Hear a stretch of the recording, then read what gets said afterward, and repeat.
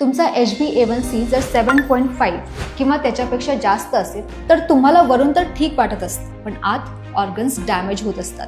HbA1c म्हणजे तुमच्या मागील 3 महिन्यांचा ॲव्हरेज शुगर लेवल. हा जितका जास्त तितका तुमच्या ऑर्गन्सवर जास्त स्ट्रेस. आणि ही समस्या फक्त साखरेची नाही, खरी समस्या आहे इन्सुलिन रेझिस्टन्सची. हे तेव्हा होतं जेव्हा तुमचं शरीर इन्सुलिन योग्य प्रकारे वापरणं थांबवतं.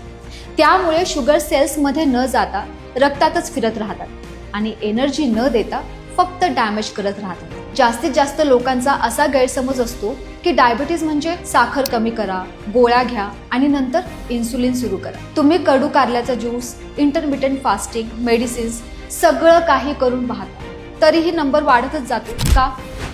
कारण हे सगळं तात्पुरते उपाय आहेत. ते डायबिटीज मॅनेज करतात पण मूळ कारणावर उपाय करत नाही, इन्सुलिन रेझिस्टन्सवर.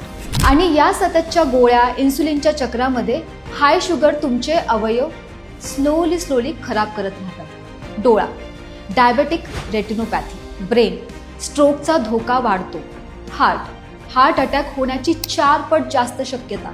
आणि किडनी हळूहळू निकामी होतात. दर 2 पैकी 1 डायबेटिक व्यक्तीला आधीच ऑर्गन्स डॅमेज सुरू झालेले असते, पण त्यांना याची कल्पनाही नसते. पण चांगली बातमी ही आहे की तुम्ही तुमचे